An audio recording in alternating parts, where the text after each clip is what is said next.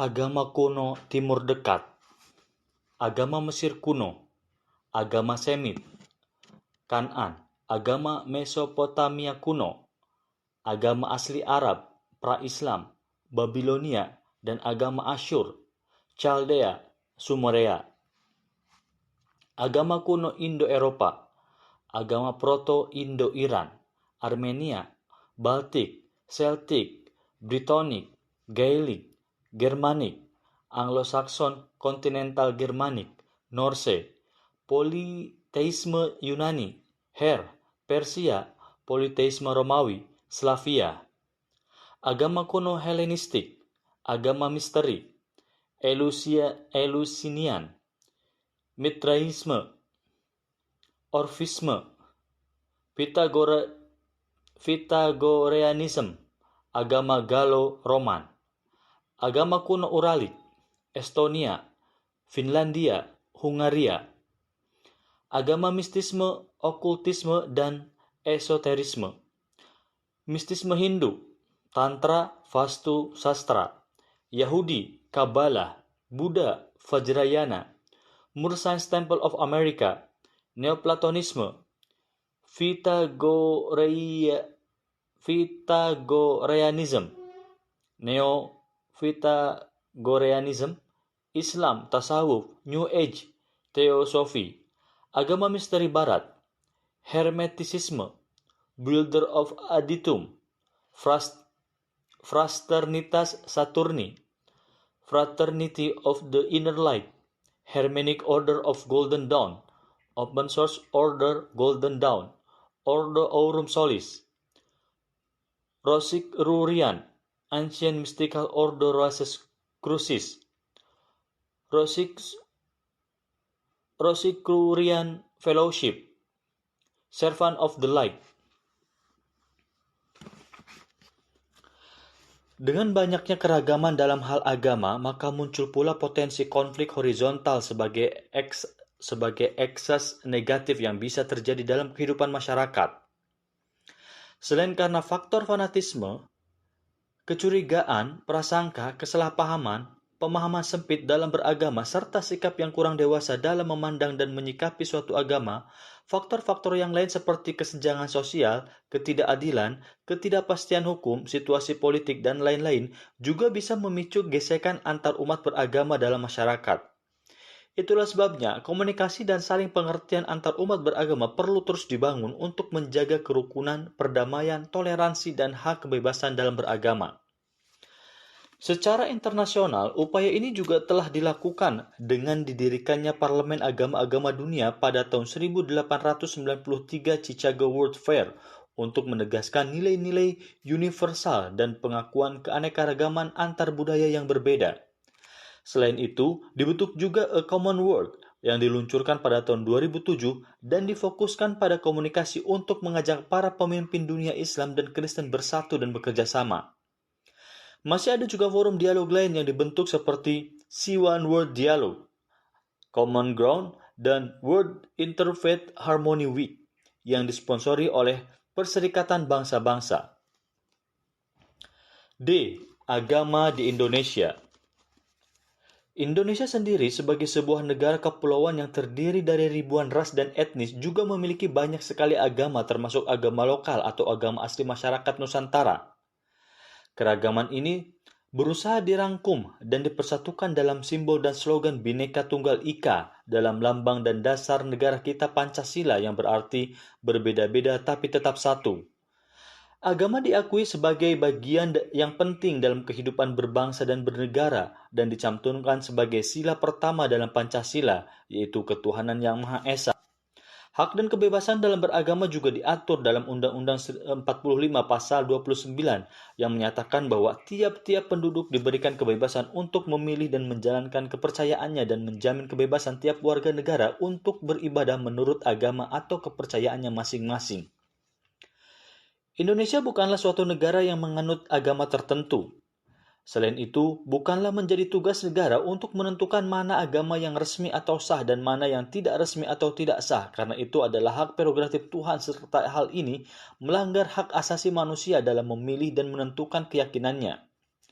Munculnya istilah agama yang diakui dan tidak diakui atau agama resmi dan tidak resmi di Indonesia, ini terjadi karena adanya kesalahan persepsi tentang SK atau Surat Keputusan Menteri Dalam Negeri pada tahun 1974 tentang pengisian kolom agama pada KTP yang hanya berisi 5 agama, yaitu Islam, Protestan, Katolik, Hindu, dan Buddha tersebut. SK tersebut kemudian dianulir pada masa Presiden Abdurrahman Wahid karena dianggap bertentangan dengan pasal 29 Undang-Undang Dasar 45 tentang kebebasan beragama dan hak asasi manusia. Bahkan melalui Kepres nomor 6/2000, Presiden Abdurrahman Wahid mencabut instruksi Presiden nomor 14/1967 dan Keputusan Menteri Dalam Negeri tahun 1978 yang melarang agama Konghucu di Indonesia karena masalah konflik politik G30 SPKI yang membuat Indonesia memutuskan hubungan diplomatik dengan Cina pada masa Orde Baru. Sehingga saat ini dikenal adanya 6 agama besar yang paling banyak dianut di Indonesia, yaitu agama Islam, Kristen Protestan, Katolik, Hindu, Buddha, dan Konghucu. Selain itu, masih ada beberapa agama dan kepercayaan lain yang berkembang di Indonesia, di antaranya adalah Yahudi, Bahai, Sanmat, Kristen Ortodoks, serta berbagai aliran penghayat dan kepercayaan yang lain. Melalui TAP MPR nomor 4/MPR/1978, pemerintah Indonesia mengakui keberadaan berbagai kepercayaan lokal dan agama masyarakat asli Nusantara, tapi bukan sebagai agama, melainkan sebagai aliran kepercayaan terhadap Tuhan Yang Maha Esa, yang pembinaannya bukan berada di bawah Departemen Agama, melainkan Direktorat Jenderal Kebudayaan. Agama Islam menjadi agama dengan jumlah pemeluk terbesar di Indonesia. Riset global yang dilakukan oleh Pew Research Center pada tahun 2012 juga menyebutkan Indonesia sebagai negara dengan penduduk beragama Islam yang terbesar di dunia dengan jumlah 209.120.000 atau 87,2% dari jumlah penduduk Indonesia dan 13,1% dari total populasi Muslim di seluruh dunia. Adapun menurut hasil sensus yang dilakukan oleh pemerintah pada tahun 2010, 87,18% dari 237.641.326 penduduk Indonesia adalah pemeluk Islam. 6,96% beragama Kristen Protestan, 2,9% Katolik, 1,69% Hindu, 0,72% Buddha, 0,05% Konghucu, 0,13% agama lainnya, dan 0,38% tidak terjawab, tidak diketahui atau tidak ditanyakan. Agama Hindu tiba di Indonesia pada abad pertama Masehi dari India yang kemudian menghasilkan sejumlah kerajaan Hindu seperti Kutai, kerajaan pertama di Indonesia, dan Majapahit. Agama Buddha sampai di Indonesia pada sekitar abad ke-6 Masehi dan menghasilkan kerajaan Sriwijaya dan Mataram. Bahkan di masa kejayaannya, Sriwijaya menjadi pusat pendidikan agama Buddha yang terbesar kedua setelah Universitas Nalanda di India. Dinasti Sailendra juga berhasil mendirikan candi Buddha terbesar di dunia, yaitu Borobudur, yang masih tetap bertahan dan terkenal hingga sekarang. Agama Konghucu berasal dari Cina daratan. Agama Konghucu berasal dari Cina daratan yang dibawa oleh para pedagang Tionghoa dan kaum imigran pada abad ke-3 Masehi. Agama Islam masuk ke Indonesia pada abad ke-14 melalui pedagang dari Gujarat, India, dan menyebar sampai pantai barat Sumatera dan kemudian berkembang ke timur Pulau Jawa menghasilkan beberapa kerajaan Islam, yaitu Kerajaan Demak, Pajang,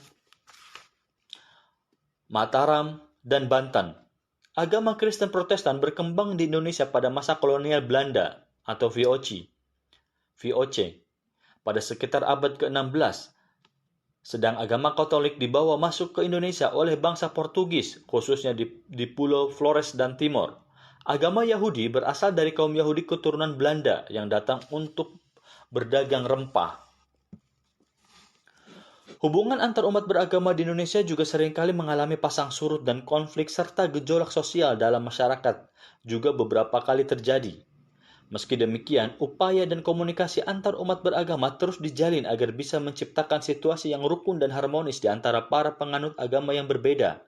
Salah satunya adalah dengan menggelar konferensi antar agama yang bertema dialog kerjasama antar agama, masyarakat yang membangun dan keselarasan, yang diselenggarakan pada tanggal 6 Desember 2004. Konferensi ini juga diikuti oleh negara-negara anggota ASEAN, seperti Australia, Timor Timur, Selandia Baru, dan Papua Nugini untuk mendiskusikan kemungkinan kerjasama antar kelompok agama berbeda di dalam meminimalisir konflik antar umat beragama di Indonesia. Kronologi agama-agama dunia. Berikut ini kami sajikan kronologi peristiwa-peristiwa penting yang menandai lahir dan berkembangnya suatu agama beserta berbagai peristiwa khusus lainnya yang dimulai pada masa 500 sebelum Masehi, di mana agama-agama besar dunia seperti Buddha, Konghucu, Kristen, dan Islam mulai muncul. Agama Hindu dan Yahudi termasuk dalam agama kuno, sehingga akan kami bahas di bab berikutnya, yaitu tentang agama kuno dan prasejarah. Periode 600 sebelum Masehi hingga 250 sebelum Masehi. 599 hingga 527 sebelum Masehi munculnya Mahavira dan lahirnya agama Jain. 600 sampai 400 sebelum Masehi munculnya Lao Tse, penulis kitab Tao Te Ching dan pendiri agama Taoisme. 563 sebelum Masehi kelahiran Pangeran Siddhartha Gautama, pendiri agama Buddha. 551 sebelum Masehi, kelahiran Kongfuce, pendiri agama Konfusianisme.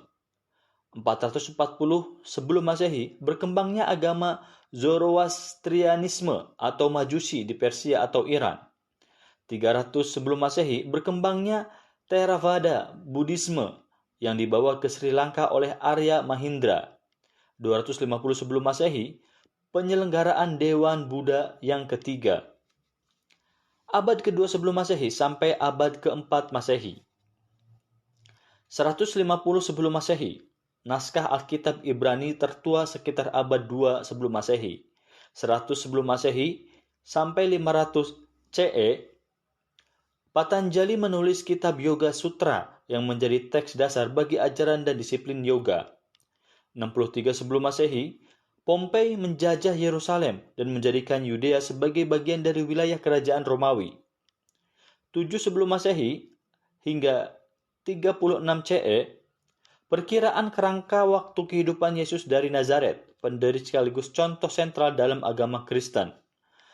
50 hingga 62, Dewan Yerusalem dilaksanakan. 70, pengepungan Yerusalem dan penghancuran Bait Allah. 220, Gnostisme Manichaean didirikan oleh Mani. 250 hingga 900, berkembangnya peradaban Maya di benua Amerika. 313, dikeluarkannya Dekret Milan, sebuah dekret tentang toleransi agama di Kekaisaran Romawi. 325, Konsili Ekumenis yang pertama, Dewan Nicea, pembentukan dan penetapan doktrin-doktrin penting dalam agama Kristen.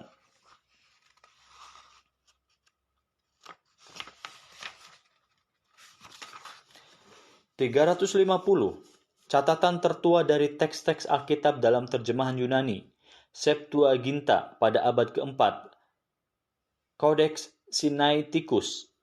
380, Theodosius I menyatakan Kristen doktrin Nicense sebagai agama negara Kekaisaran Romawi. 381, Konsili Ekumenis kedua, Konsili Konstantinopel, mengukuhkan pengakuan iman Nicea dan menyangkal kepercayaan Kristen Arianisme dan Macedonianisme. 393, Sinode Hippo, pertama kalinya dibentuk Dewan Uskup Kristen awal. Abad pertengahan, yakni abad 5 sampai abad ke-15. Abad 5 sampai abad 9. 410, Kekaisaran Romawi Barat mulai mengalami kemunduran awal dari abad ke-8. 424, Gereja Timur Assyria resmi memisahkan diri dari tahta Antiochia dan Gereja Syria Barat. 431, Konsili Ekumenis ketiga, Konsili Efesus, mengukuhkan kembali doktrin Nicea dan menanggapi ajaran kontroversial Nestorius dari Konstantinopel. 451 Dewan Ekumenis keempat, Konsili Chalcedon, menolak doktrin Eutychus dari monofisitisme dan mengangkat keuskupan Konstantinopel dan Yerusalem dengan status patriarkat. 553 Konsili Ekumenis kelima, Konsili Konstantinopel II, tidak mengakui tiga bab sebagai Nestorian dan mengutuk Origen dari Alexandria. 570 hingga 632 jangka kehidupan Nabi Muhammad Ibn Abdillah, pendiri dan tokoh sentral dalam agama Islam. 632 hingga 661 Khulafaur Rasyidin menaklukkan Persia, Mesir, Irak dan membawa Islam ke berbagai daerah. 650 ayat-ayat Al-Quran disusun dalam bentuk sebuah kitab pada masa Khalifah ketiga, yakni Utsman bin Affan. 661 hingga 750 Kekhalifahan Umayyah menaklukkan Afrika Utara, Spanyol, Asia Tengah dan membawa Islam ke berbagai wilayah. 680 hingga 681 Konsili Ekumenis ke-6, Dewan ketiga Konstantinopel, menolak monotelitisme dan monoinergisme. Pada masa ini juga terjadi sekitar 680 perpecahan antara sekte Syiah dan Sunni dalam Islam. 712 Penulisan Kojiki, teks tertua agama Shinto. 716 hingga 936 awal migrasi kaum Majusi dari Persia ke India karena penaklukan yang dilakukan kaum Muslim. 787 Konsili Ekumenis ke-7, Konsili Nicea II. 789 hingga 809 masa kehidupan Sultan Harun ar-Rasyid di mana pemerintahan Islam di Baghdad mencapai puncak kejayaannya. 788 hingga 820 jangka kehidupan Adi Sankara, penyusun doktrin Hindu Advaita Vedanta. Abad 10 sampai abad 15, 1095 hingga 1099, perang salib pertama antara kaum Muslim Arab dan Kristen Eropa terjadi. 1147 hingga 1149, perang salib kedua dilancarkan sebagai respon atas jatuhnya Country Edessa. 1189 hingga 1192, perang salib ketiga, para pemimpin Kristen Eropa berusaha merebut kembali Yerusalem dari Saladin, panglima pasukan Muslim. 1199 hingga 1204, perang salib keempat berlangsung. 1206, Kesultanan Islam di Delhi, India didirikan. 1209 hingga 1229, perang salib Albigensian berlangsung di Occitania, Eropa. 1217 hingga 1221, gereja mencoba perang salib kelima.